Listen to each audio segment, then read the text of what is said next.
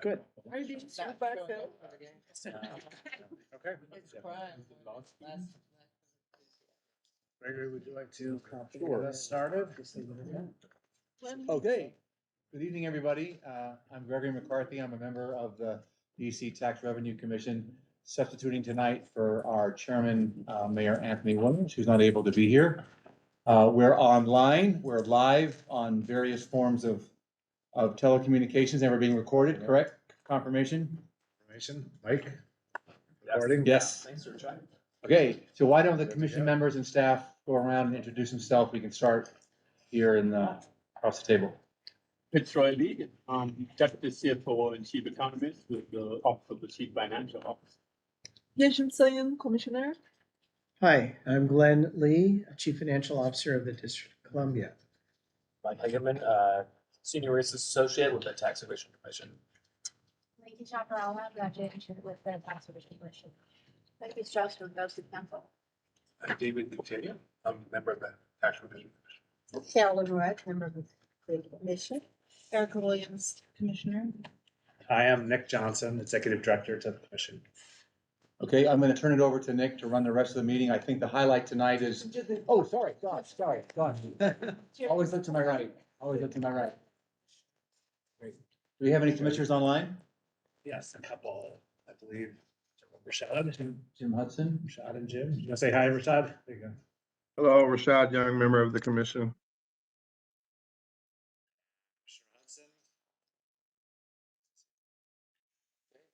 He can check in whenever he wants to. He'll be here for a while, I'm sure. So tonight, the major feature is a presentation from the OCFO about recent revenue estimates for the city. I think Fitzroy Lee's gonna lead that, and you're gonna tell us about any commission business we need to do or be concerned with. Yeah, I'll save that till afterwards. I ask Glenn and Fitzroy to walk us through the revenue forecast with a particular eye to the out years and the undercurrents that are driving both the short term, but particularly the long term forecast. And then I'd love to have a conversation about what it means for our work. What are the implications for the work of the commission? After we have a chance to talk that through a bit and ask these guys any questions we have, I want to bring you all up to date on some of our public input work we've been doing behind the scenes. I think we're ready to share one concrete thing that I think you're all going to be excited about, some work that Becky's I'd love to show you, and then talk a little bit about where we are more generally going forward, and get your temperature on a couple of things. And thank you, Dr. Rod, for the line. Thank you, dinner. Dr. Yeah. for the Thank you. dinner. Yes, much appreciated. And it's worth noting, we have a special event happening tomorrow. One of us is having a very special birthday. Oh my gosh. Yes. Turn 20. 40 Right. minutes. Yeah. Happy birthday early. Thank you. Good gosh. All right. Happy birthday, Yasham. Thank you. Turn it over to you. Mike. One of our Mr. Lees.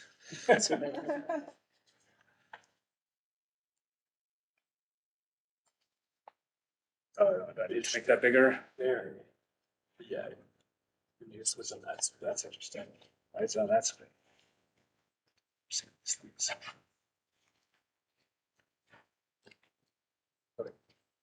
All right, thank you. Next item. So start out by setting the tone. So we made this forecast that, we're in the middle of an economy with lots of uncertainty. And later on, I'll talk some more, about some of the uncertainties, but right now, the economy is, given mixed signals. And what we know for sure that going into this year, well, I shouldn't say we know for sure, because there's a joke about economists that why did God make economists? And it's to make weather forecasters look good. And so that's the context here, where we've been forecasting a recession for the last year. I just saw something in the Wall Street Journal that every time we look at 6 months, we're gonna have a recession in 6 months, and in the next 6 months we say that. But one thing I'll say for sure is that the Feds have increased interest rates 8 times over the last year. was almost 0% when they started, and we're now almost 5%. In the past, that always inevitably leads to an economic slowdown. So part of the reason economists have been forecasting that is because we never go through such rich interest rate hike without having a slowdown before. And so we believe that it's inevitable at some point that it's going to slow the economy.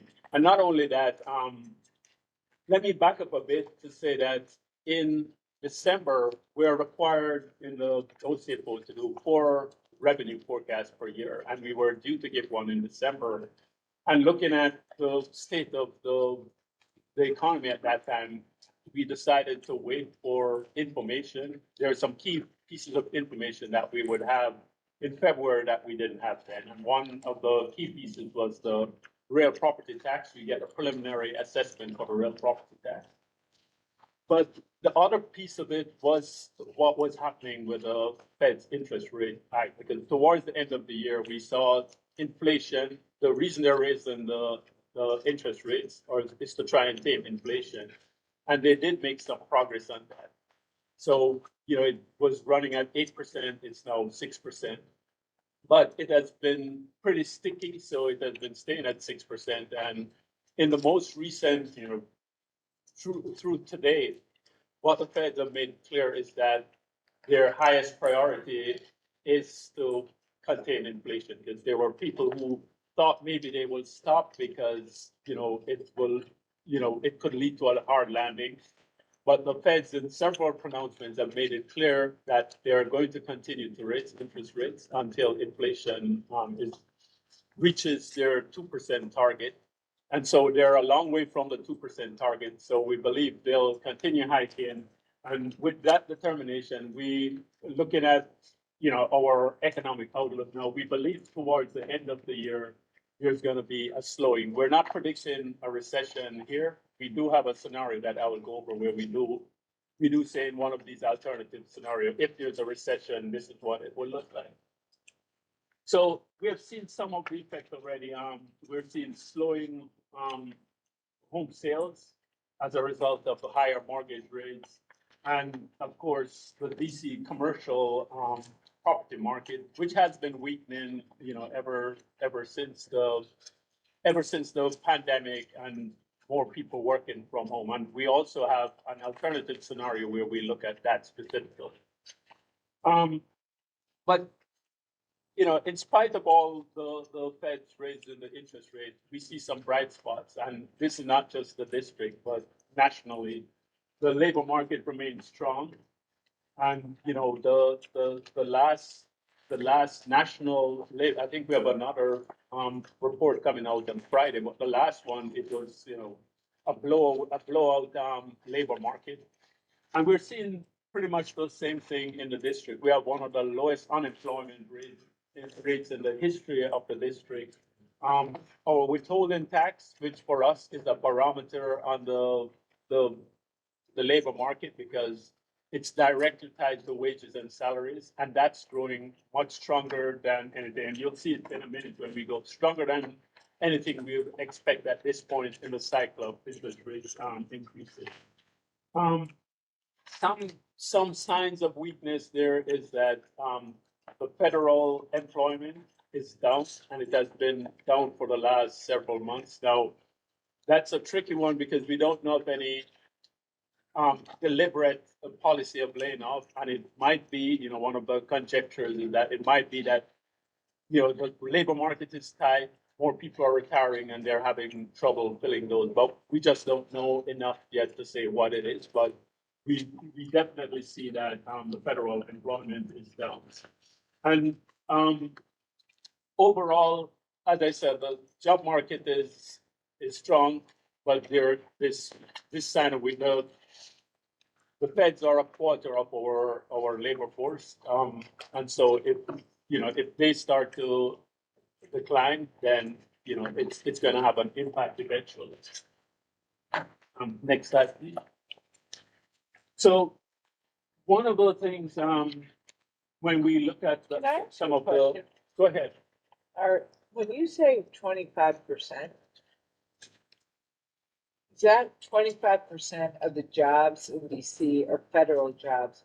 Or 25% of the people who are employed in DC work for federal jobs? So 25% of the jobs in DC is federal. So, roughly pre-pandemic, it was about 800,000 jobs and about 200,000 of those were Okay, federal thank you. employees. Sorry.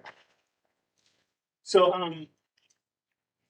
when you look at some of our key indicators, the district is definitely behind the national. And this is not just a district, the entire metro region, if you look at these statistics, it's the same. They're running behind the national. And part of that could be that the lockdown lasted longer in places like the district. And so other parts of the US were growing when we were still extending, if not lockdown, but still having certain requirements. But definitely, if you look at total employment, real personal income, any of these measures, we were definitely behind the US. So that's another area that we're watching, that prior to the pandemic, the district and the district region, was outperforming the US on many of these statistics. But now, since the pandemic, that has not been the case. So that's also something to watch, that we're just not doing as well. And people have termed it in terms of blue state, red state, because it is true. If you look at some of the more southern places like Miami, they have been gaining jobs and population, whereas you'll say places like New York, California have been losing jobs and population. But some of that is, we'll turn to housing affordability. I mean, we've talked about it here, is one of the number one reason people leave. And a lot of those states, because prior to the pandemic, people were moving into those places, increasing the demand for housing, and that drove up the prices. And so some of it is, economists will say, is natural forces of equilibrium that's evening out again. But that is something we're also watching. Next slide, please. So the other piece of information, so we look at the economic outlook, and then we've always monitored our cash collections. And I would say, for the years I've been doing this, our cash collection has always probably been a better measure than any of. What tends to happen is that the national statistics tend to lag what's happening in the economy. And if you want to have like real-time look, if you're looking at people spending, you can see that the sales taxes or withholding taxes tells you about wages and employment sector and so on. So we've always used this as probably weighted it more than we do the economic statistics. And again, here there's signs of strength. If we have predicted, because we came off such a bumper year for revenue, we predicted that revenues are going to slow or actually decline coming into this year. We're above that forecast right now. We're growing at about 3% our overall revenue, and we're predicted to be pretty much flat. And some of the areas of growth, I'll start at the bottom. Sales and use taxes was something that has really recovered very strongly from the pandemic. It took the largest hit of all the revenue sources, but has recovered very strongly. Corporate franchise tax is another area we're seeing.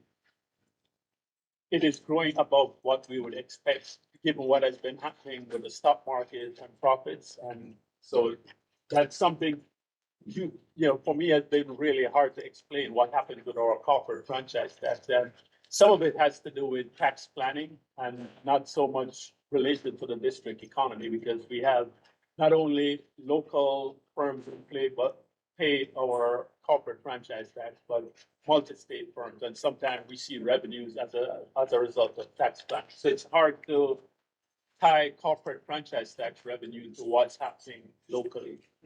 Are those figures relative to what was last predicted for 23 or relative to what the 22 levels were? That's a great question, and I'm sorry for not explaining. What this is the through January, our collections through January compared to the same period last year. So this is just the growth over the last year. Withholding, I mentioned, is growing, almost 10%, and that's something that's quite unexpected, given some of the weaknesses we've seen in the job market, and the fact that we know we lost population over the pandemic cycle. So for the withholding to be going so strongly is something that's unexpected. Does that have to do with inflation and? So part of that and the sales tax for sure is inflation. Also, this is through January, so there's some bonus in there as well. So we tend to see that in January, it grows much faster and then, it tapers off. You had a question? And then, of course, the property tax growth here, I mean, I would discount a lot because between October and March, whatever collections we see, it's pretty much noise because our first tranche of major property tax is not due until March. And so this tends to be collections either from prior year, so people paying late, and it really belongs to prior year, or people paying early. But depending on how it swings from year to year, it could be down, but it's not really a window into what will happen over the year, because until we get the March collection. And what percentage of the revenue is property taxes? So and I have another slide we'll show, but it's about, prior to the pandemic, it was about 30% of everything, but And sales and use tax? sales is about 18%. About 18%. And here, you're just showing the income and franchise tax together. So going to the parts that are in red, so some of the areas of weakness are our non-withholding. So that's the portion of the individual income tax that tends to be tied to the capital markets. And one of the reasons we're expecting the revenue to be slower this year is because the previous year we had a bumper collection because the stock market did so well and people living in the district through capital gains and other assets in the financial market, reported strong income. As you know, in 2022, the stock market started taking a nosedive. So we're expecting that we're not going to have the same level of capital gains and other income from asset prices. So that's something that, was borne out because the first estimated payments, which is a window, was also due in January. And so that's what's showing up in the non-withholding. The gross receipts taxes are, also down. And a lot of that has to do with the past year. We found out that there are people who were not paying the baseball gross receipts tax, and there was some audit action in the previous year. So remember, we're doing the year-over-year comparison, and they did a lot of back taxes. So when you look at what we're doing, we're going back to normal collections and not the back taxes, and that's what's showing up in the gross receipts.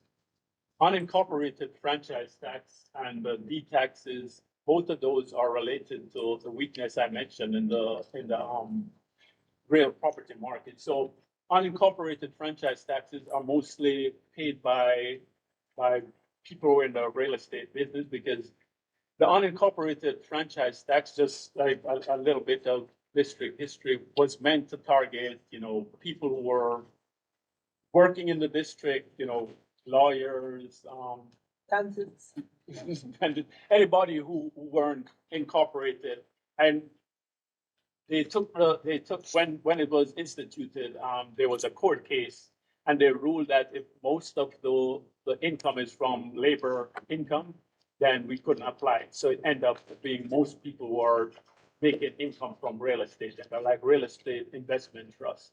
So you'll find that a lot of what's involved in a lot of the tax are from firms that are involved in real estate business. And as you can see, because we've had that weakness in the returns from real estate, that is down.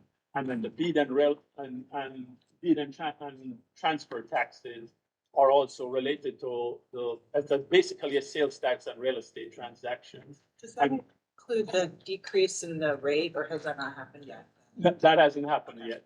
So this is purely the fact that we're not seeing as many sales because as the property market has weakened, people have not been bringing those sales to the market. And, you know, that's something as we go forward, I'll talk about. Yes, we'll have a. The real property tax assessment, it becomes kind of a slow roll because as, you know, people start renewing leases and so on, or you're getting sales, then we'll have a truer picture of what the true assessment of those, the true value of those properties, and that's gonna reflect as well in our real property tax. Next slide. So with that, what we did was reduce so for fiscal year 2023, we actually, you know, increased the forecast to reflect what was going on in our cash collection. As I said, we're running above what we estimated, so we reflect that. But because we've incorporated a slower economy, so we believe that with the interest rates hike, we're gonna have a slower economy towards the end of calendar year 2023 and into 2024. And so that's gonna have an impact on 2024 and 2025 revenue and in the out year as well. So you can see the growth rate on the last line there that we're coming off a 13.3% increase. That's over $1 billion additional revenue over the previous year that we got in 2022. I think in my history here is probably one of the strongest growth that I have seen. I mean, so we came off a bumpy, and a lot of it was when we explained when we did the annual financial report, when Glenn presented, was from asset price appreciation, whether it's stock market or even in the real estate business. But it was a lot. We had bumper year for deed taxes as well, and so we had a very, very strong year. And so we don't expect that to repeat in 2023, and we're seeing signs that it won't be repeated. So we did forecast that will be down. And then because of the slower growth in 2024, we also expect that to be down a bit. So you'll see, I mean, I have a diagram there will show it will level off and then start growing again in 2025, 2026, and we'll be back to between 3 and 4%, which is our long run growth rate. As you'll see, and I have put a diagram in here to just show our long-term growth rate going back to 2015. Next slide, please. Hey, Fitz, I'm sorry, before you go to the next slide, this is Rashad. So for fiscal 24, can you go back one? Yeah, thank you. For fiscal 24, do I understand this to say as compared to the 4-year plan adopted in fiscal 23, you revised the 24 revenue estimate downward $81 million, which is 0.7%. And then those negatives flow through 25 and 26. Is that the right way for me to think of as compared to, I'm trying to make sure I'm saying as compared to the estimate adopted in 23, is that what that means? No, it's compared to the last estimate that we made, which the last time we updated the estimate was in September, because December we didn't change it. So it's compared to the September estimate. Yes. Which was higher or lower than the September estimate was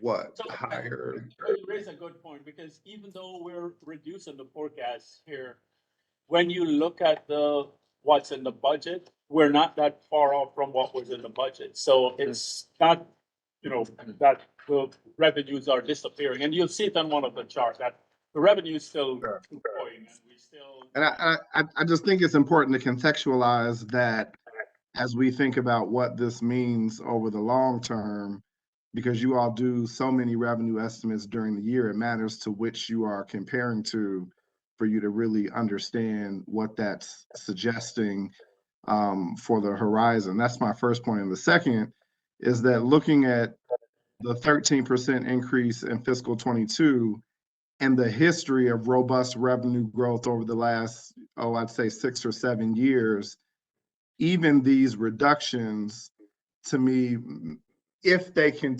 if your model is suggesting further erosion of some of these revenue sources that you talked about on the prior slide, to me, it doesn't necessarily say a glass is half empty. because DC has had such tremendous growth as compared to other jurisdictions and states, that even if these declines hold, which I'm not sure that they will, given the volatility of the economy, and no offense at all, Fitz, but the overly, I wouldn't say overly, because that's judgmental, the conservative nature with which CFO traditionally makes revenue estimates, it just suggests to me that this is not necessarily a negative forecast, or it's not overly positive either, but it's not, it shouldn't be construed as an overly negative forecast, I guess is my point. I mean, 13% growth in 2022, and I don't know what the average is, but I know when I was there, it felt like it was like 5.5% growth pretty regularly. That is pretty tremendous. And if we're leveling to a budget that is more normalized as compared to other jurisdictions, then that's to not suggest the sky is falling. I just want to make that contextual point. No, it's a great point. I mean, because yeah, we show it relative to the last estimate, but then if you look at it relative to what's on the budget, it's not, as you said, it's not the sky's falling. It's what is your David. sorry, David, I'm sorry. That's right. Thank you for the presentation. What I want to focus on is the revenue estimate line, where, you know, in FY22, we had essentially 8.8 billion, 9.8 billion. This is local. And then we fall, and then we don't recover the FY22 revenue until 2026. Right. And, you know, my memory may be, I may be misremembering this, but I don't recall a single year. I mean, not one, not in 2020 with the tech boom, not 2028 with the financial crisis, not COVID. I don't recall a single year where our revenue was less in the preceding year than it was in the succeeding year. And so what, again, this is my favorite song to sing, but you know, how many times do we have to sing it?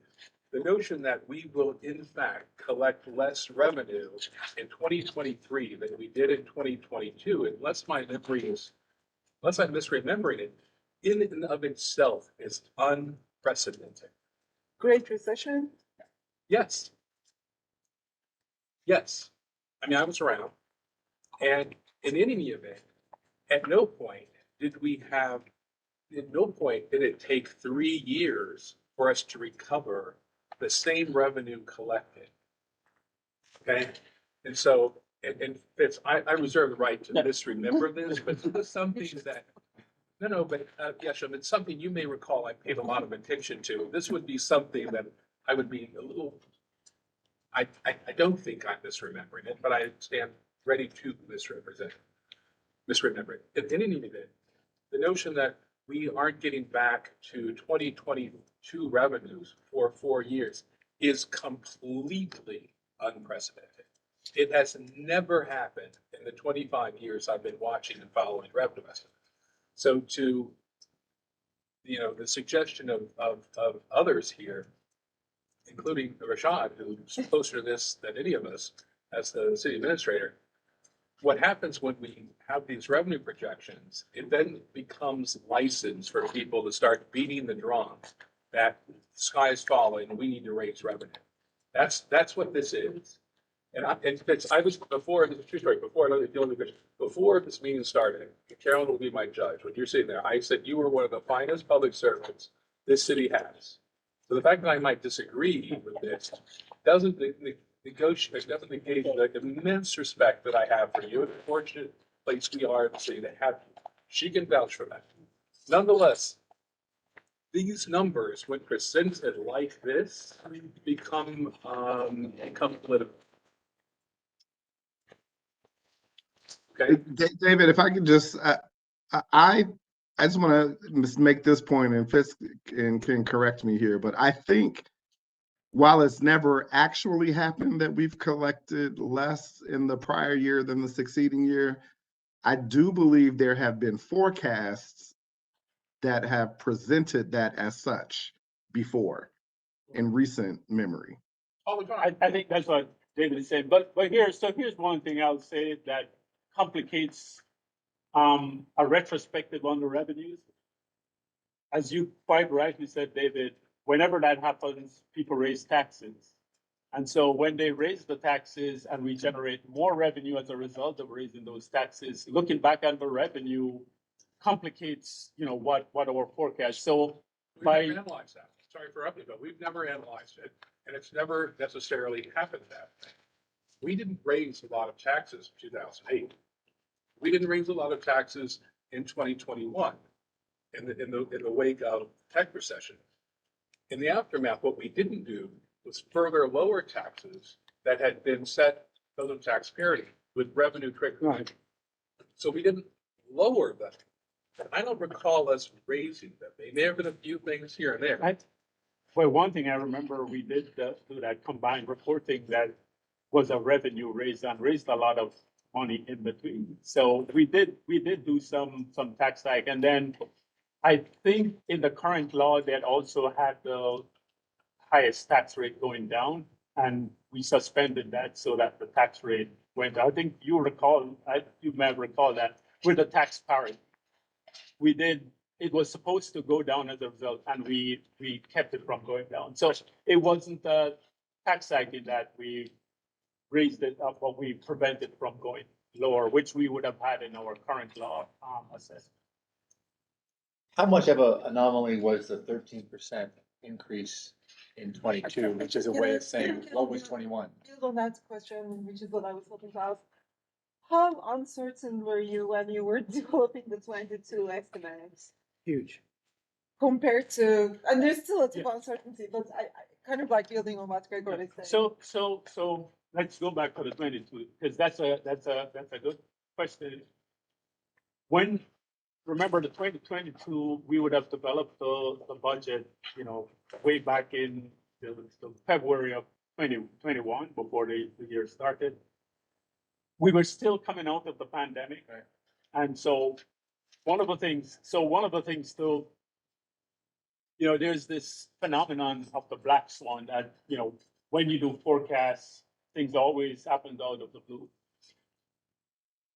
One thing that happened when we were in the middle of the pandemic, and we did forecast the revenues falling, and we didn't expect, so to Catanya's point, to David's point, we didn't expect us to be back where we are now when we did that forecast. But at the same time, when we were doing the forecast in the middle of the pandemic, there was a lot of fears, and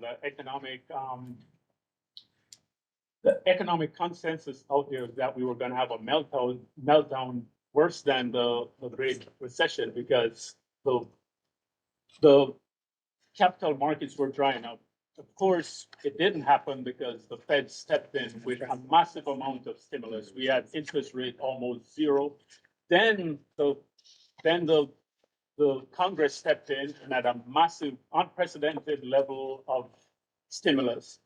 We're still benefiting from that even now. When you look at wages, why our wages are strong. During that year, we were surprised how strong the wages, because people were supposed to be laid off.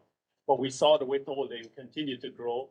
And we did also see the asset price appreciation that comes whenever you keep interest rate low for that long. Of course, it's going to blow asset price bubble. So a lot of that came directly from those actions, which we would have no way of anticipating when we were doing the revenue estimate. So things do happen when we do the forecast. And, I started with that joke about economic forecast. And one of the reasons that forecasting is difficult is because even after you've made the forecast, things happen in the economy that, it's just totally unexpected. And Yeshin will tell you, I'm a big believer in the black swan theory that, look, we make these forecasts with the best information we have at the time that we are doing it, but we know that things are going to happen that's going to change that dynamic. And sometimes, and David alluded to that, sometimes the very act of making that forecast changes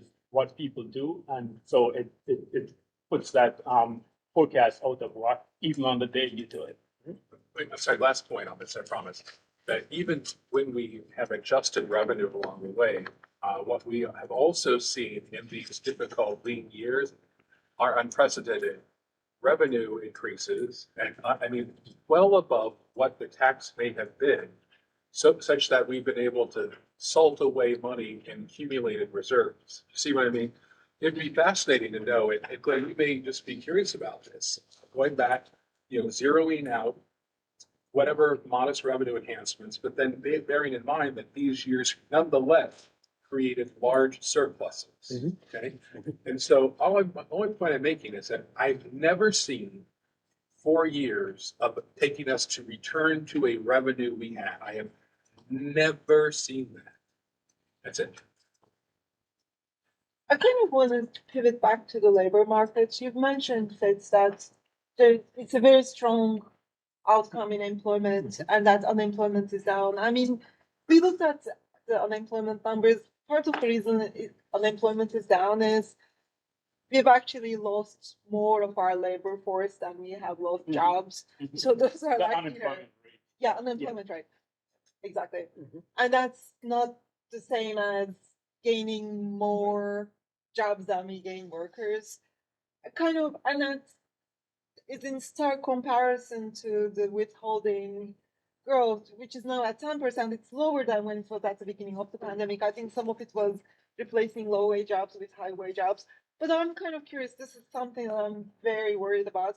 How do you reconcile those two things where we're actually seeing weaker labor force metrics, but stronger withholding growth? Right, so, we haven't been able to reconcile it, and, because to do that, we have to see the detailed tax return. We don't have it over those years. I think we're due to get the calendar year 2021 sometime soon, like March or April, where we can dig a little deeper into that. But that's something that's a puzzle, because you rightly point out that, when we do the unemployment rates, you have the numerator and the denominator. And, the fact is that the labor force has been shrinking. People are leaving the labor force. And so that's one of the things driving the unemployment rate.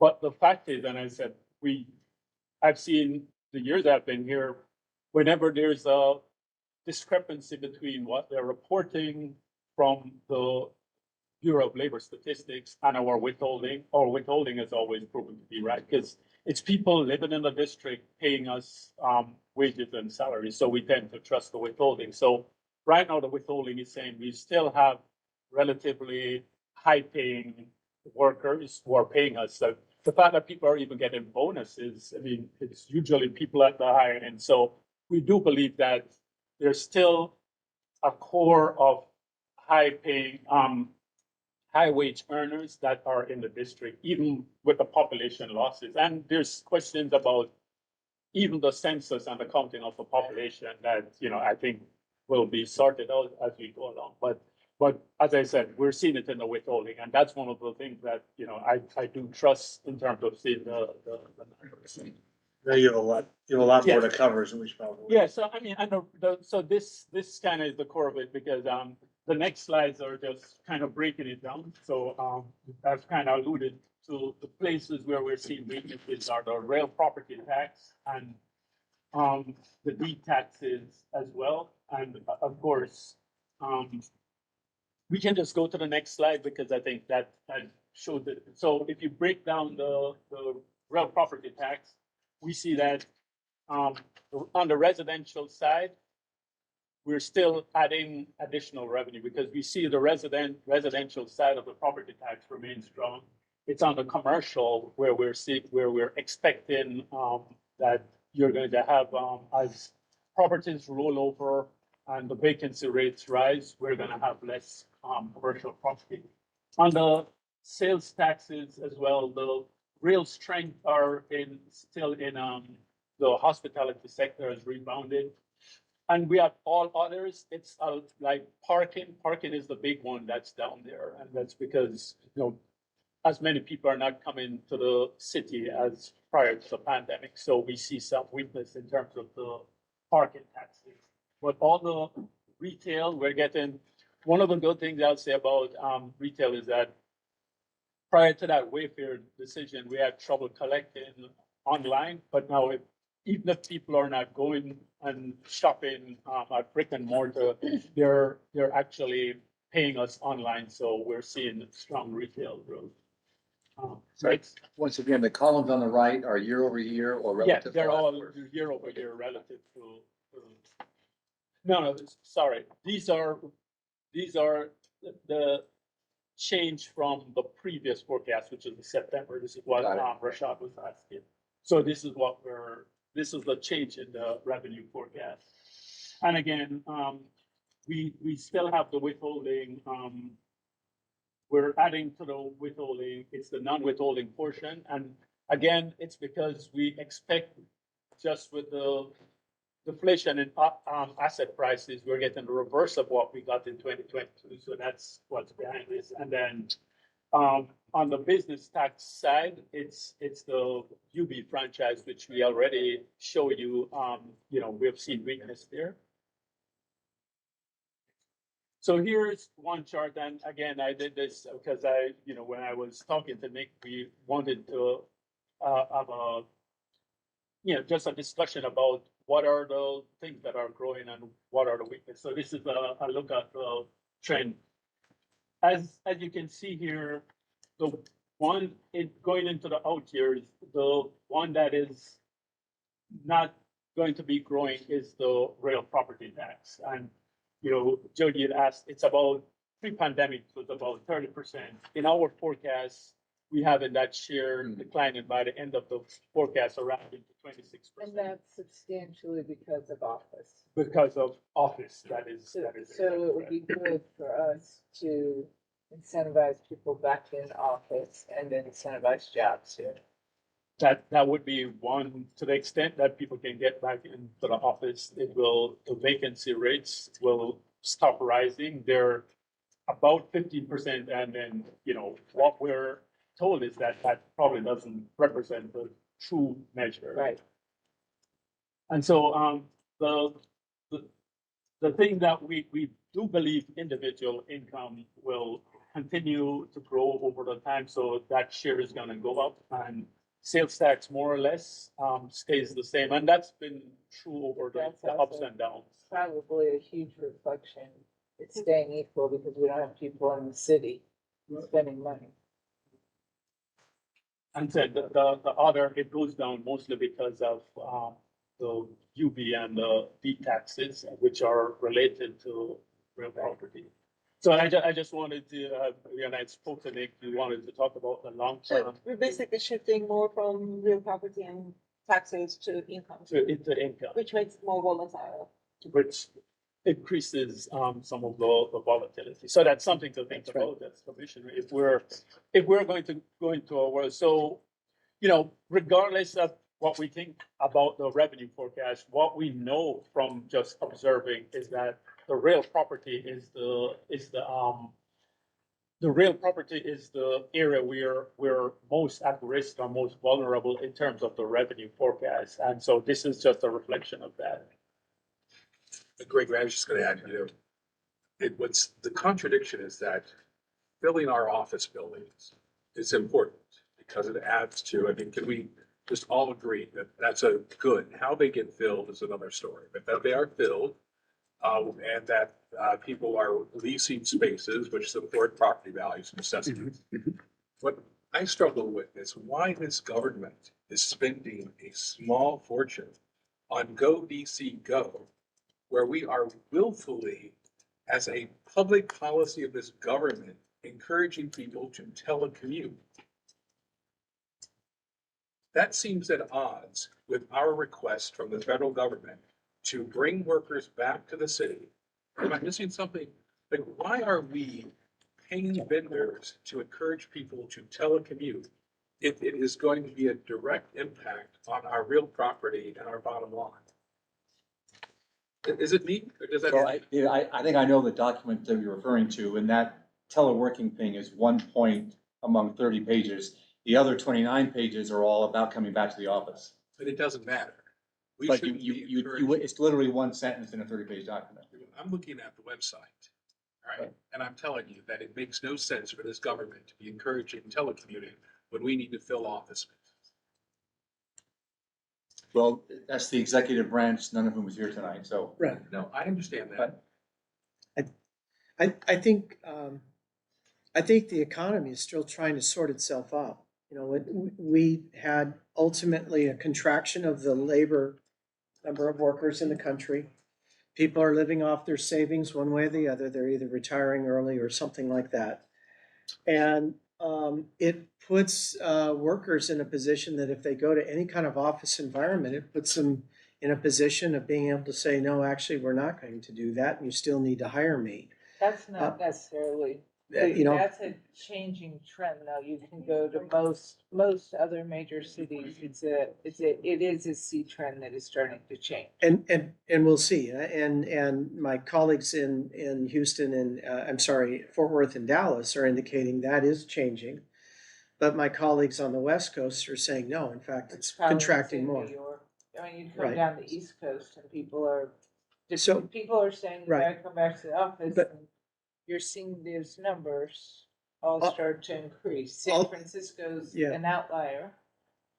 But all I'm saying is that the economy is still sorting this out. And I don't think there's a employer amongst us, and I employ a lot of people, that really knows where we're going to end here. And so I just suggest that that's a very difficult challenge that the labor market right now is ruling these decisions. And, you know, we all have anecdotes either way, but still, it's tough to hire. In the end, it's tough to hire, whether you're in Miami or Seattle, it's tough to hire in office people 5 days a week. And as long as it's harder to hire, it's going to be more difficult to encourage people to come into a downtown environment. And I think one follows the other. As a supervisor of a lot of people, I love people being together because I think there's synergy there. But I can tell you right now, if I make that a condition more than we have now, which is what, 2 days of pay period, we wouldn't get anyone in the door. And some of my jobs are really well paid. So it just depends on where you are. But I think the economy has to sort that out yet. In Richmond at the Fed, we demanded and most everybody came back, and I think it's maybe not 5 days a week, but I think it's 4. Yeah. And people are, and I think that unless employers are willing to say that, including the government, and in this city, the government, I think we'll never know the answer. Mhm. I think we'll never know the answer. We'll sit around scared, but the people who are pushed there really haven't lost their job. They're talent based for the most part. That everybody's lost a couple people. Yeah. But the highest percentage really haven't walked. Yeah, well, we'll see. It's hard to hire now, so. So in terms of our work going forward, it seems like the most profound change is in the proportion of the individual income tax. So I'm wondering, what assumptions do you have for that relative to real population and number of filers? And I wonder, is that a lot of people just earning a little bit more, or is that a few people earning a lot more? Or what does that say about the number of filers and the level of income? Yeah, that's a really good question. That is a great question. So, you know, here we're assuming that the population continues to grow. So again, we talk about the clear and present risk from real property, but the population is one, you know, we have analyzed it, we assume it will grow. It started, we started seeing the growth come back after the pandemic last year. And so we have assumed that it's not gonna be the kind of growth that we saw, you know, the 10 years prior to the pandemic, but we do have small growth going. And then we do have, How is it growing? What percentage? it's growing less than 1%. And that's your assumption. Yeah, that's the assumption there. And then, What's the source of growth? Is it and natural growth or is it the migration? so, you know, we don't make, as, fine grain of prediction as the way that the word does. So one piece of it's international migration that drove most of it and a little bit of natural increase. We're still in last year's growth, domestic migration was still negative. So what does that say though about the level of income? So our forecast is based on what we've seen over the years, and it was coming, remember, I spoke about the withholding. So it is based on the fact that we believe that the people who are coming will be the same kind of people who are coming prior, which is being in high income. People are earning higher wages and are able to generate, capital gains income as well. So even a slight outmigration of high income residents could significantly Exactly. affect that. Yeah, so that's a risk. That's Okay. definitely a risk that if we reverse that and it starts falling, then, what the picture we have here of income doing better than property might not be true on you. The other thing I'll point out, and this is to Rashad's question, if you look at the top line, it tells you the level we're and we're not, I know David mentioned about when we take the timeline that we take to get back to the 2022 peak. But regardless of that, it's not a big dip in terms of the overall level of revenue if you just look at that chart. And if you look at the long-term growth, it's not, going from, this is the actual from 2015, we're still on that same kind of growth path after we get over the slowdown. So, I mean, I just want to reinforce Rashad's point that it's not the sky is falling when you look at this data. But this is nominal, right? Yeah, this is all nominal. So if you incorporate inflation, actually it looks a slightly bit different. Yeah, it would be going down slightly, but our spending is done from nominal dollars, so. That's right. And what's driving the high income earners here? So here's just population growth. So what we're assuming is that the kind of people that have been adding to the city in the past is the same kind of people that we will be adding going forward. That is an implicit assumption there, because we're making from statistical model where what has been happening in the past is that we're projecting that forward. So something could happen to change that path, but the fact is we have been. Jobs. Yeah, There's- those things could I mean, happen, we should, but and we decoupled the inheritance, the cap, I mean, there's a lot of things you can go through that make this place highly undesirable for high income earners, if they don't have to go into office. I think there's I mean, that is definitely a risk, but Yeah. I mean, what I pointed out when we look at the actual collections data is that it's, despite what has happened with the pandemic, it's still following that path. Those people are still here, they're still generating income. So given the peculiar nature of our tax base, that we have so much income in business that we can't tax here, I wonder in a different jurisdiction, when all the business revenue was taxable, how would these proportions be different in a quote unquote typical city with a typical tax base?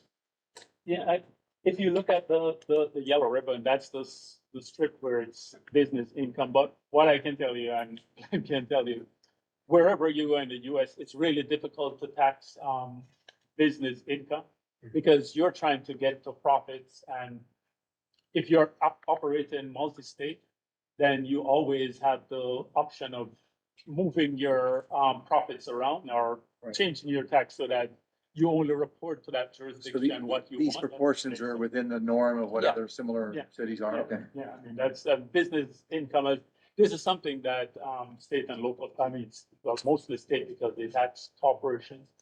They grapple with all the time trying to, and I think one of the proposals here was for a business activity tax. And the reason why people propose that is because it's very difficult to get at profits, and when you're trying to tax profits, it's just difficult. And I started out saying, we have tried lots of different statistical models to try and tie corporation income to what's happening in the economy, and it's just kind of a fool's errand because it all has to do with tax planning.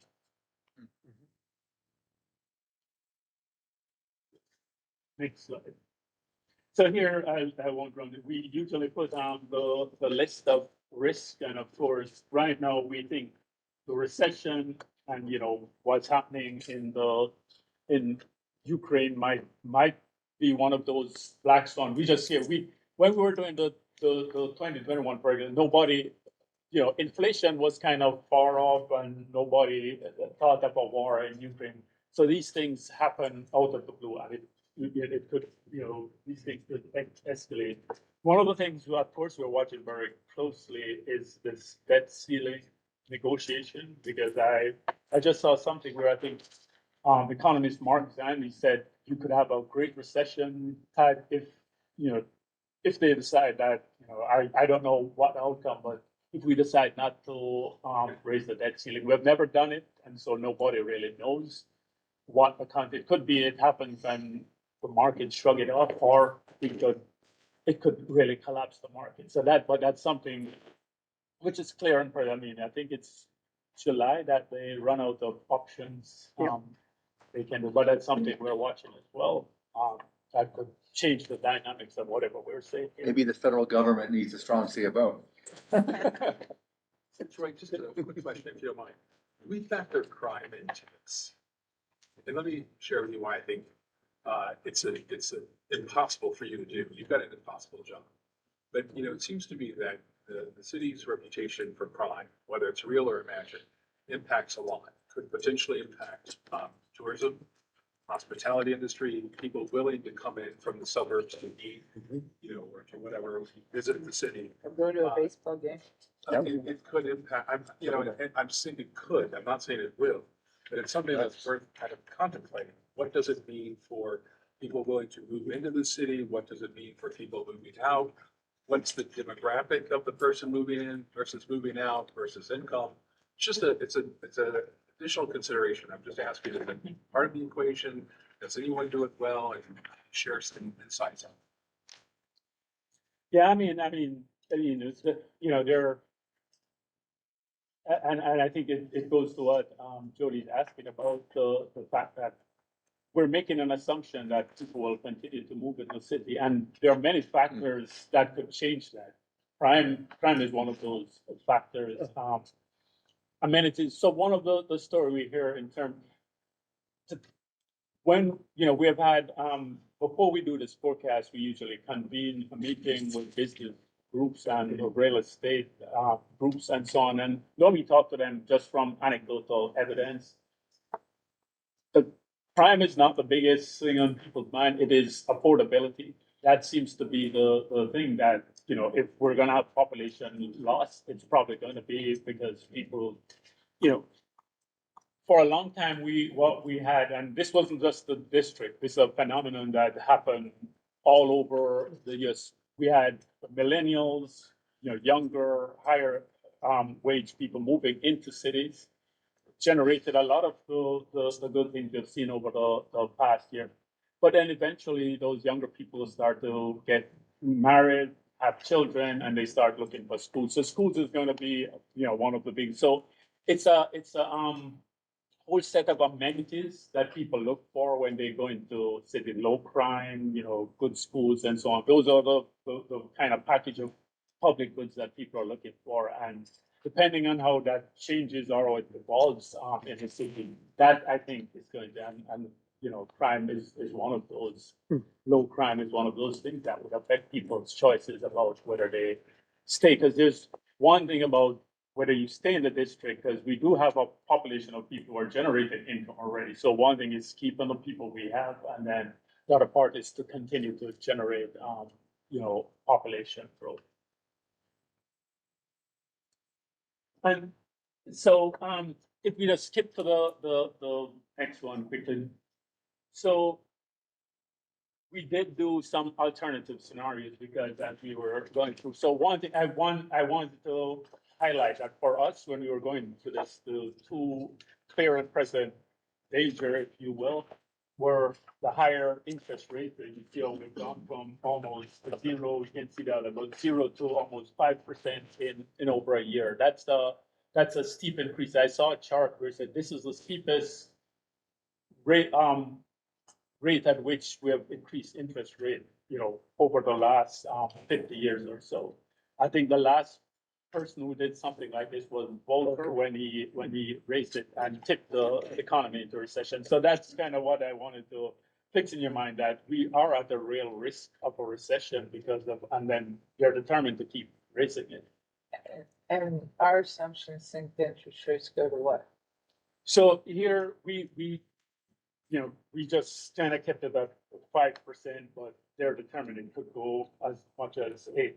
Today, the chairman Powell actually says that we're actually gonna have to go higher than we thought that we would go because the economy is not responding. Which is a bigger impact for us, just the overall effect on the economy and repressing demand, or is it increased borrowing costs? Well, so it's two things.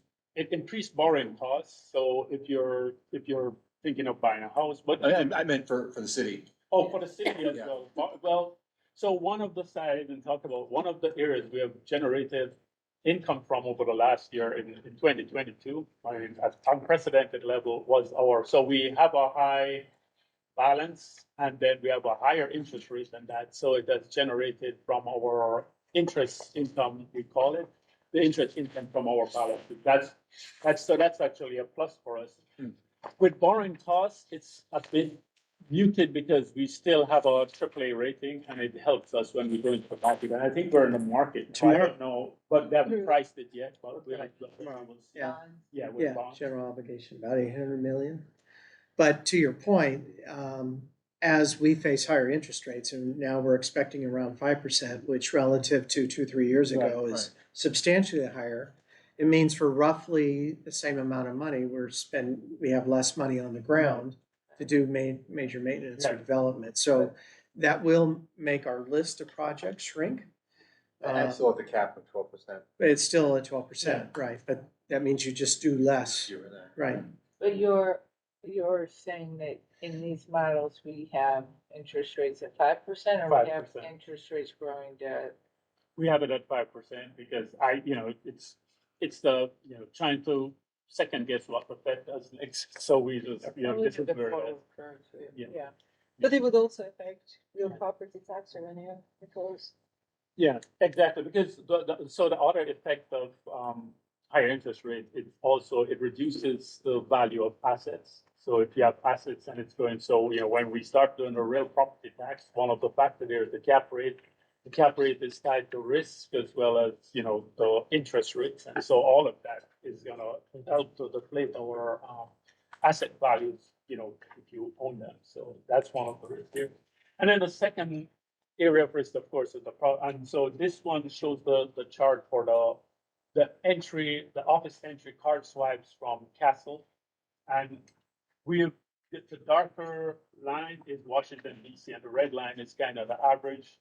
The ones that are above the average, as Glenn mentioned, has been the Texans, Dallas and Austin and so on. So they have seen more people going back to the office compared to us, but we're still stuck around 50% of the card swipes you were seeing prior to the pandemic. So that it has been stuck there for a while. So that's something that's Glenn alluded to. Some of it is because we have a labor market where it's now more the seller in the labor market has a lot of options, and so employers have become kind of tentative in terms of trying to push that, but we have been kind of stuck here for a while. So those are two of the biggest risks we model here in these alternative scenarios.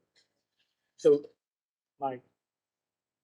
So here we say if you have a steeper economic slowdown, then we're talking about generating, and this is coming back to, this is the delta in addition. So the baseline was what we showed you. That's what they're going to build the budget on. And this is how much additional you would have. And that's because we would, people would start losing their jobs. And so the withholding would go. And then when people start having less income, it's going to generate less sales. People are going to travel less and so on. So this is just a scenario where we're looking at what could happen. And so we would have even bigger losses. Next slide. And here again, I wanted to show this chart just to show what happened. You get even, the income tax we had 33%, it would only be 33%. So it just changes at the margin, but it's the same story that the shares are being redistributed and real property is the thing that loses out in there because in all of these scenarios, we have a real property where it's the market. We don't expect unless people come back into the offices, we're gonna have higher vacancy, lower value. And so we don't expect strong growth from the real properties. So what does it mean for the Tax Revision Commission? I mean, I guess if you're thinking of a package where we lean more towards taxing a strong and growing tax base and walk away from taxing a fragile tax base. I mean, I'm just looking at this, it kind of leaves us with sales taxes and business income. Right, and another way to ask that is like, what's the right distribution like across those? Is there like a sweet spot for having a? sort of less volatile- I don't have a right distribution. One of the things that I have always, the district is unique because it has state and local government. I mean, nowhere else in the US you'll find a jurisdiction that has this broad portfolio. And one of the topics that has been, one of the goals here is resilience.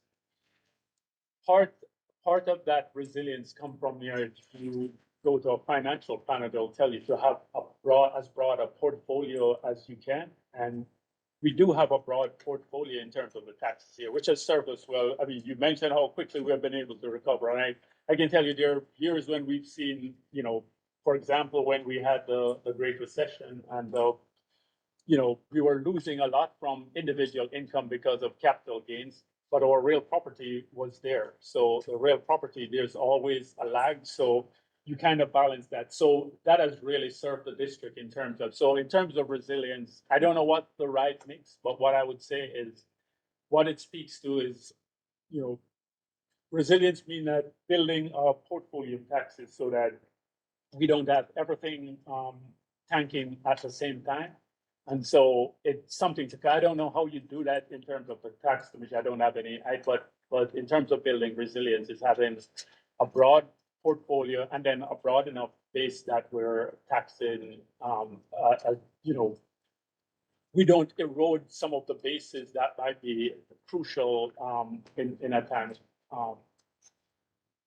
when we're having lots of either uncertainty, because that's what's going on here. We have uncertainty about what happens after the pandemic, both in terms of our real property, which we're kind of seeing signs of, but then we've raised the question here about even the income tax. If people are not here, we won't get the income tax. So that's something we have to plan for and make sure that, we're retaining those bases.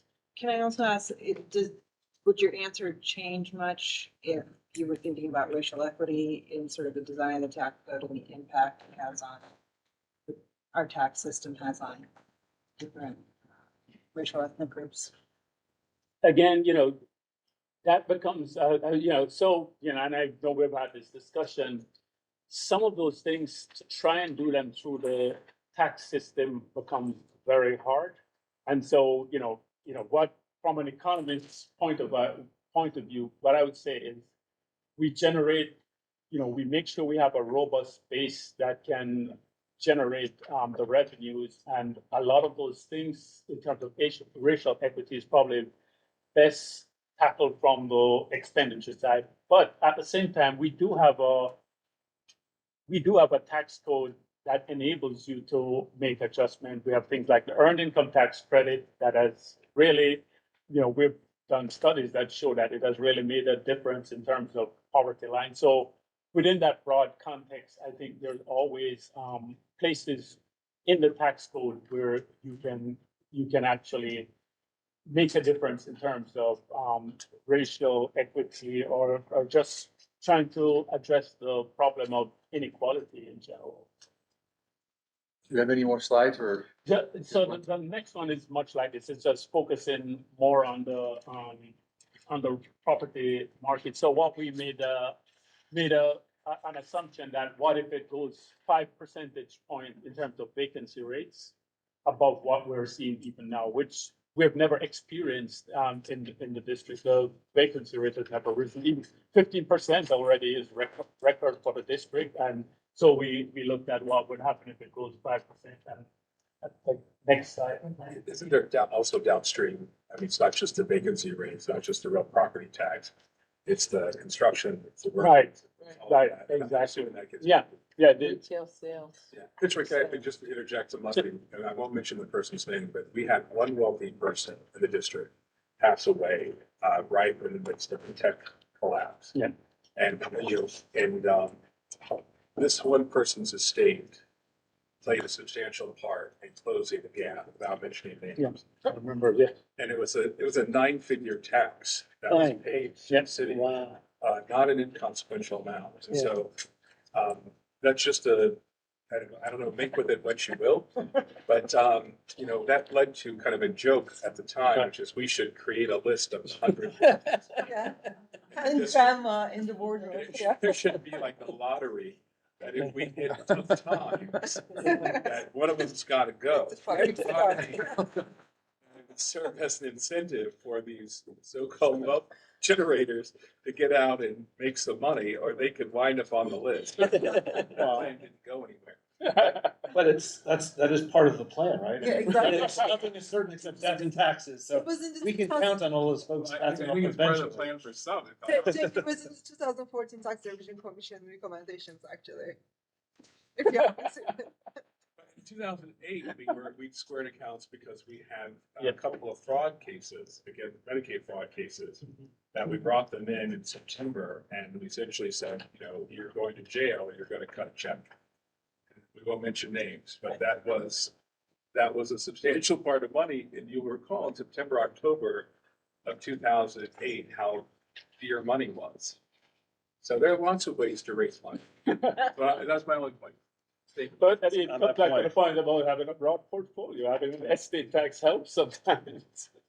The next slide is just another iteration showing you, and again, it tells the same story that, Well, why don't we pose the question about what this means for our work possibly to our research director? See, Yeah, no, it's a good, thanks, it's a good transition. So, I shared at the last meeting, a draft list of research projects. We're continuing to work through that and try to refine that. We've got a little bit of a slowdown because the contract, that we were hoping to put out to, some researchers to help us advance the research portfolio is not moving as fast as I had hoped through the district's processes, and I'm not an expert in district contracting processes, obviously. But I'm still hopeful that we will get that eventually. But in the meantime, we're sort of rejiggering our approach and thinking about how to move forward on some of these. But I feel like this presentation has sharpened some of my thinking on, and a lot of your questions as well, has sharpened some of my thinking on what we want to look at in the research agenda. So a few of the things that I've heard along the lines of sort of specific, getting our heads around some of the specific risks you've named, certainly these questions about population growth, migration of high income earners. We want to try to, that's definitely on the list. Thinking about the implications of alternative levels of return to office and what does that mean? And we haven't talked today, but it past weeks about residential conversions and so on. You know, property values and affordability, which are literally two sides of the same coin. I mean, it's nice that the property values stay high. It also means it's harder for people to be able to afford property in this city. So, which has implications for where people live and work. And then there's the question of the unknown unknowns. You know, we know some of the knowns we all look at, but there's this, what we know historically about recessions is usually we don't know where they came from. They came out of the blue and they were not, and a few people anticipated them and they become rich and famous, and then the rest of us are blindsided, and that's sort of the nature of recessions. And so, to me, a lot of this reinforces some of the things we were looking at. So one is, our plan all along has been to develop a set of policies that are a mix of, just develop a set of policies for your consideration that are a mix of revenue raisers and revenue losers, revenue positive and revenue negative. And hopefully they're a good policy in both directions. And then I'll leave it to the commission to figure out what the balance of those is gonna be, but all the past tax revision commissions have done that, and that would be my expectation in this case. So we're continuing to pursue both options on both sides of that ledger. You know, continuing to think about specific policies that can move the needle, that can change behaviors, you know, sort of to your point. Are there specific things that we can do to, right, for instance, accomplish some of the economic goals that the mayor has laid out? And what's the cost of those? Because a lot of times tax policies are Yeah, really what's the blunt.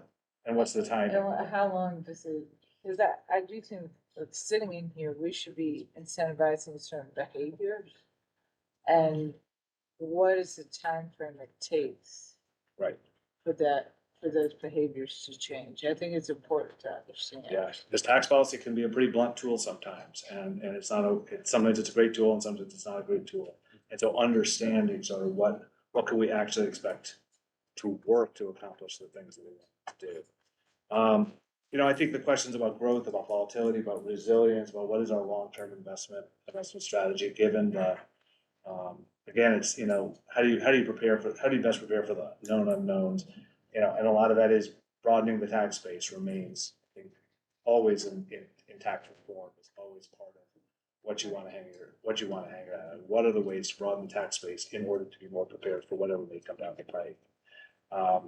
And then I think continuing to, you know, not forgetting it all and continuing to, it's the nature of a discussion about revenue forecasting, but you're looking at aggregates. You're looking at totals, you're looking at what are the big economic trends that are sort of affecting the big numbers, but it's in the nature of tax policy. You got to this a little bit, you know, so think about different populations within the city, and all these economic trends are affecting different populations within the city differentially, and it's not the job of a revenue forecast to disaggregate among different populations within the city, but it is part of the job of when we think about tax policy, and it's explicitly part of our principles, it's explicitly part of our statutory charge, it's explicitly part of what we've heard from the council they asked about that. So anyway, so we're continuing to work away on that front. Let me stop there. How does everybody react to that, and is there anything missing? So, maybe this is part of it, but the only thing, and I think I'm sitting here and I'm hearing some of the things we're talking about, I just would remind us it's a very short, easy trip, even for a roll of toilet paper to go across the bridge. And that we need to just remember, as we think about these different categories, that unlike other cities and states, the competition is so close by. That's a fair point. So I guess another major thing that we have to decide, or our chairman has to decide for us, is revenue neutrality or close thereto. What do we aspire to? And then, you know, how many more estimates will you guys have prior to us having recommendations? And I wonder, because this could change right in the course of us formulating something that's penultimate thing, and the interest rates could go to 6%, and then maybe our recommendations suddenly don't look as valid as they were the month before. Two more estimates. When Was we that? do the Two more. recommendation? If it's due in December, like, Yeah. so you have So we do them quarterly, so June and then September. September and then December. so December taxes. 30th would be the last one of this year.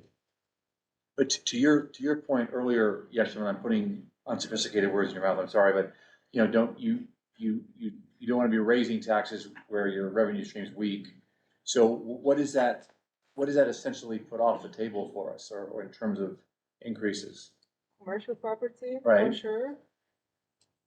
The rest is kind of difficult. I mean, I think what's so different about this tax revision commission versus the last one is the world that Fitz and Glenn live in is like the uncertainty.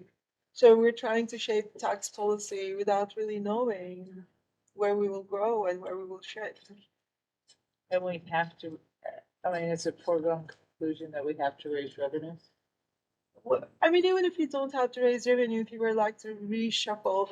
So one thing that's sort of like we know that's happening is commercial property tax base is weakening very rapidly, and residential property tax base is not. But that's a sort of like a.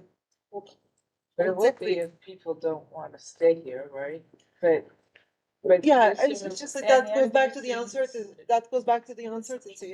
We've seen sales taxes improve, but in general sales, not in in restaurants, so that's filled with all kinds of trepidations because that's also a very aggressive tax. I mean, the challenge is that you can tell that story two ways. You can also say, well, let's think about the sectors. I mean, like, if you have an investment portfolio, you might say, oh, sector X has taken a big hit.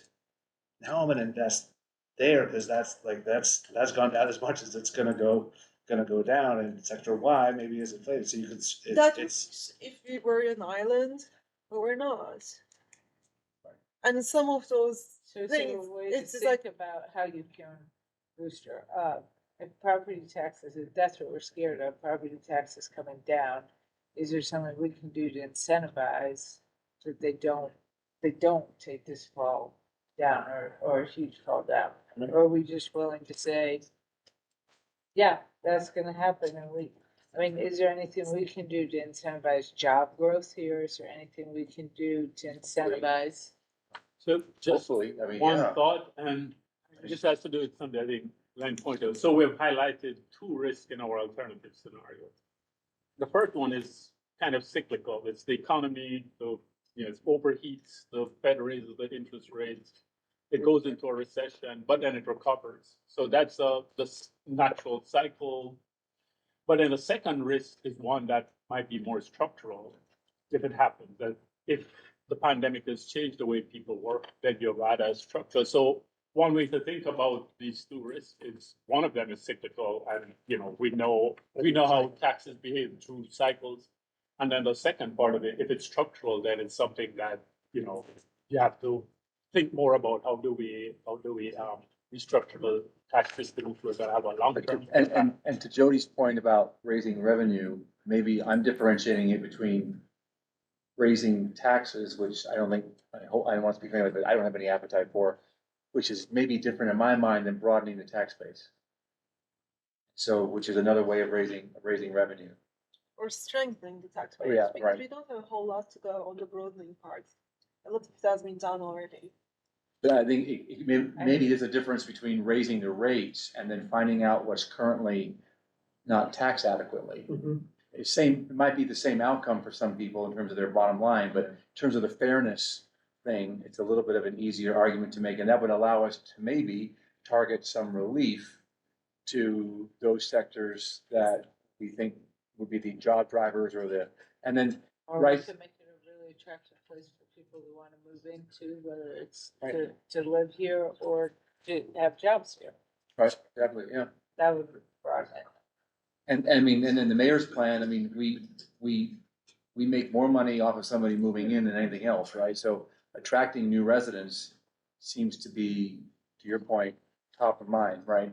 The question is whether you can do that through tax policy, and I think that's the As thing. opposed to affordability or. Yeah, Yeah. I mean, because the mayor's plan also said that the things that were driving people to Right, it's leave, true. housing affordability and Education. other Childcare. opportunities. And crime, something as well. So, yeah. I think that research about like, is this the right tool for the thing we're trying to do is really important. That leaves us in a very strange position because we rejected the idea of looking at regulatory burdens at the beginning. And now we cannot just say, oh, it's all regulatory stuff, so we cannot pay attention to it. I mean, they're all connected. Do we make that as a sweeping? I think we lost on that, Jody. Yeah. I'm willing to revisit it. I don't think we have the time or Yeah, resources. what did we learn last time that was about? Didn't you have a point of view on the regulatory when you presented? Oh, sorry, I was Simply listening. that it was a large undertaking that you could not say we're gonna look at property taxes, sales taxes, income taxes, and the entire regulatory structure of the DC tax system. But to tackle that, you have to dedicate extremely amount of time and effort and money to doing it. that might not be possible under a structure like this. To be clear, are you talking about tax administration or are we talking about regulation? Well, both. Right, he was talking about, right, Yeah, so Right, I do think there's, let's listen. I do think we have a mandate to look at ways that the tax system could just work better. Right. Make compliance easier, right? What about the tourism and hospitality sectors? Are there policies that they're doing well, right? They're part of the mayor's plan for doing better. Are they sensitive to any of these issues? And are people, I mean, I just rented a car the other day to visit my mother and it was 52% taxes at Logan Airport. And I have to rent a car to go visit my mother. So not that I'm proposing that, but like, are there certain types of transactions that, you know, No, that takes us to elasticity. We tend to see, like you mentioned, that, every time you travel to these conferences and you get to your hotel bill, there are all these charges Right. that built in, and people seem to pay. If it's business travel, people are expensing it and so on. So those are places where they tend to be inelastic. One thing else, and I didn't mention it here, our hospitality sector is rebounding, and a missing element of that that's still there is international travel. And then what I'm told by the hospitality sector is like the Chinese travelers were a big portion of that. And I saw it today, I think they're thinking about lifting the restrictions for people to travel. So there's room. they there's spend a further lot room per for day, that to grow. right? The international Yes. Yeah, Yeah, far more. So there's still room for that sector to grow. And, we're talking about tax on the places where you grow that. In fact, I think, and this was advocated by the hospitality industry, we do have an additional 1% tax. And I know it sunsets in out here, 1% tax on hotels to help fund more promotional. I hope we hear when we do our sector check-ins, I hope we hear from Events DC and Destination DC about what we can do to help or harm group sales, and leisure travel as well. I think that'd be a really important thing to hear from.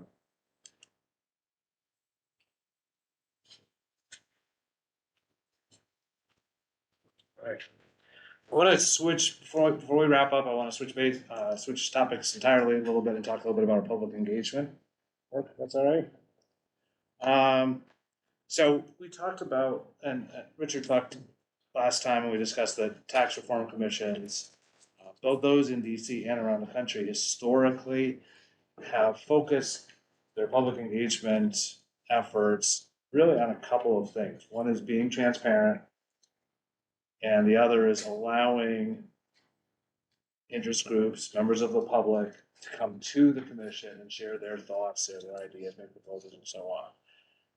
And those are both really important.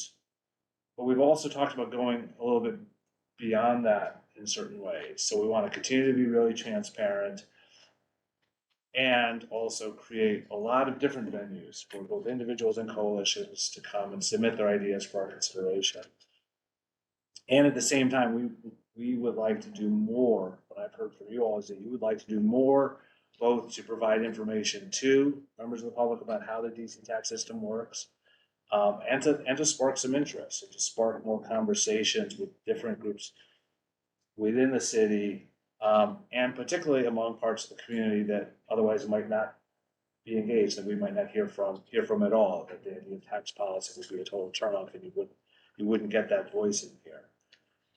So some of these kinds of outreach, I think, are also really important in light of the mandate we've been given to incorporate a racial equity lens into the work. So just to be really straightforward, we may need to work harder to make sure that we are hearing from full spectrum of voices across the district, including Black and brown communities. So all those aspects of our public engagement work have been on our mind the last few months. We've been thinking this through. So a few things we've done already, I came in and Mike started, and very quickly we stood up a very basic website just to get the material out, to contain all our meeting materials, a place to put what we needed to put up. We worked on live streaming our meetings. Took a little while to get that going smoothly, but hopefully we're there. We have been throughout accepting written submissions. People have been sending us stuff in to post on the website. We've been sharing it with you. And we produced a series of plain language backgrounders on some key tax topics, which we posted. So that's what we've done so far, but I think we have a lot more to do, and I just want to share with you what we now have underway. So one is that we've rebuilt the website, and when I say we, I mean Becky has taken the lead on generating a nice new website. And Mike, do you want to put that up for us? So That's this our is, high school yearbook photos. it has, we got a really nice one. None of us have looked as good in decades. That's the beauty of the internet. You get to look that way you want. So we've rebuilt it. We really had sort of three main goals. One is just be more accessible, be more visual appealing, easier to find, easier to navigate. We've heard people have trouble literally just getting to the website, finding it online, and then once they're there, finding what they're looking for. A second part, scroll up just a little bit, is more encouraging of a variety of kinds of public input. Creating, under how to engage. So both quick comments, formal written statements, and then also as we move into the public hearings, I'll say more about this in a minute, the opportunities for people to speak with us formally. So trying to create a range of ways for people to engage. And then just even more transparent, easier links to live streams, recordings, actually embedding the videos in the website rather than making people jump to the YouTube page. So that's where we are on the website. Yes, there are nice pictures. Do you want to show them the pictures? They're not, you guys look good. It's a good looking group. Look at that. That's awesome. We did not put direct contact info for all of you on here. People can track you down if they need you, but we did put Mike's and Becky's and my contact info on here. And like I said, people will be able to submit directly through the website. So that's cool, and that should be online later this week. Becky, later this week? Last week. That's great, yeah. That's good. It's not quite the same website address or? It'll be the same address. the same URL. So we'll just, migrate it over. Okay. And then obviously, if you see anything, we can tweak things if you see things that need tweaked. The second thing we're working on is we're going to have at least 2 open sessions, and we've talked about this for a while, where they're just sort of your typical open. I think we've been calling them open mic nights, for open nights, and we're looking at either. These are all tentative, but either the evenings of Wednesday, the 26th of April, or Wednesday, May 3rd. And I'll send these around, I'm just scribbling them down. Plus the afternoon of Saturday, May 6th, though, so hopefully a Saturday afternoon and a Wednesday evening. We're also moving forward with scheduling some meetings with key gatherings of stakeholders. So to have an open exchange of ideas. Roughly speaking, we're thinking one would be business leaders, the other would focus on human services and community leaders. And we're looking at, I think Mayor Williams has identified some Friday afternoons in April and May as possibilities. And so Becky and I are working to, and I really welcome all of your thoughts on who should be in that room. And so these would really be a chance to have a dialogue with a number of folks from different groups in the community. And I think the intent there, we know people are also thinking about, hey, here's a particular idea I want to advance, and we want to be open to that. The intent for these is to be a little more of a conversation, to pose tough questions back to the people at the table. We want to hold at least one community listening session. Rasan has graciously offered to host one over at his shop in Ward 8. Again, he's looking at some dates in late April or early May. We have talked about, I don't think we've really moved forward on engaging with ANCs, potentially by providing them with materials, discussion guides, and trying to figure out how to get some input from that venue. We haven't started work on that, and that's not an area that is of my expertise at all. So if there's a number of you have experience working in the world of ANCs. If any of you would like to be part of a conversation about how to do that best, we'd really welcome that. We do have an RFQ out for a professional facilitator to help with all of this. Design and manage all these meetings and possibly others, and to create a report that kind of puts it all together. Again, hoping to get that in place within a few weeks, but I don't know exactly when that will happen. And the last point I'll make is that all of these are public meetings. We don't expect everybody on the commission, this starts becoming a big meeting load. Not expecting all of you to come to all of these, but we do intend to distill and summarize what we hear, and really try to capture as much we can in the coming months. So, we'll be reaching out to you for your help with thinking about the design of some of these things, with getting the word out, and attending them to the extent you're able to. So that's our plan as it stands, but I'd be really open to input, feedback, suggestions, good ideas, bad ideas, any of the above. Make presentations to the ANCs. Second. You're gonna find ANCs, there are 37 of them, and they kind of have a regular cadre of informed people who come out, really are interested. I don't know how we would do it, but they're saying they have monthly meetings, they're all posted, they have chairpersons, rather, they have agendas. I don't know if we have the time to divvy it up and each just take a couple of them. Well, I don't know if we've got prepared materials that we could share with the commission chairman to distribute to the community on our behalf to help get the word out. So I'm open to what makes sense, but I just think that it's often a community that's not really enlisted. And I think there's a lot of good ideas and a lot of just as opposed to Wednesday night, that people aren't in a normal tradition of going and looking. But people do know the regular cadence of their ANC meetings, and they will show up. And so I think it's a good point. Conversations about how we do it. Do we put a packet together for the chairman to distribute? Do we link our website to the ANC websites? There's access there. I just don't think we're hurt by having broadest possible distribution of what we're trying to do and good ideas we're trying to get. Are you envisioning that we would pose certain questions to them or help guide what they give us advice on, or is it more open-ended from their part?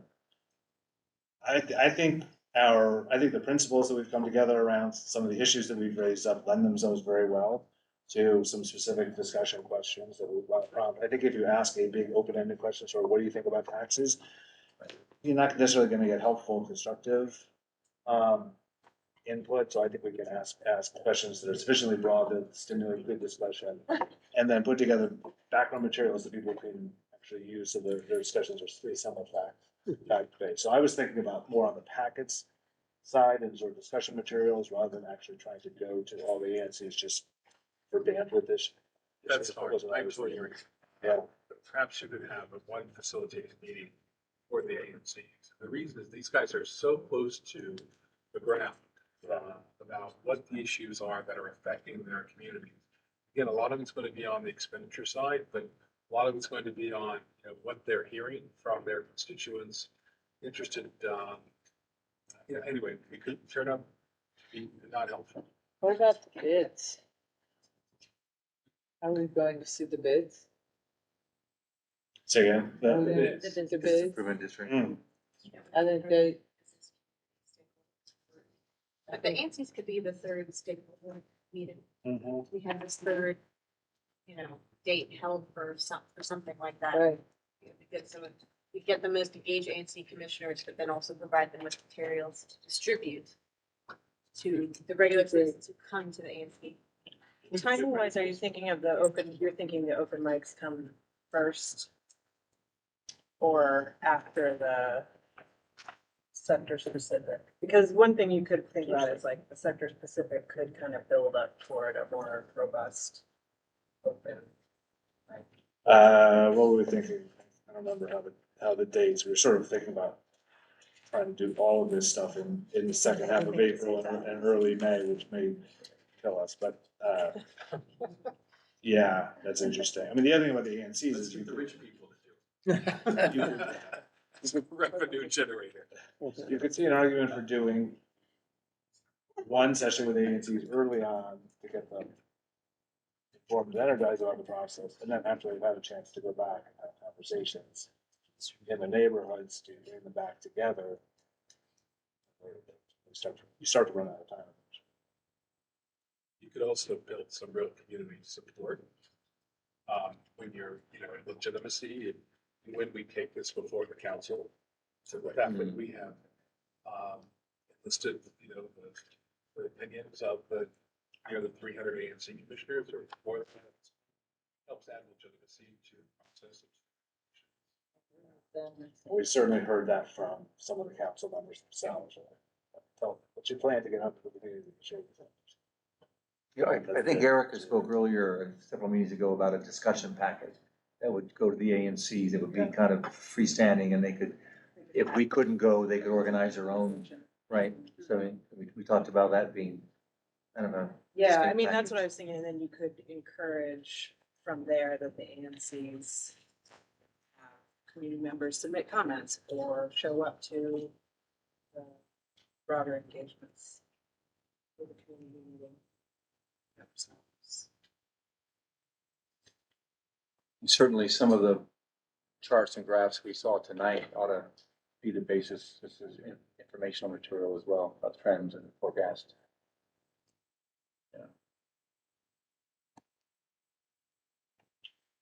So, and then we are off till early April. There's not a second meeting in March, so enjoy your next few Spring break. evening. Spring ball, this is really great.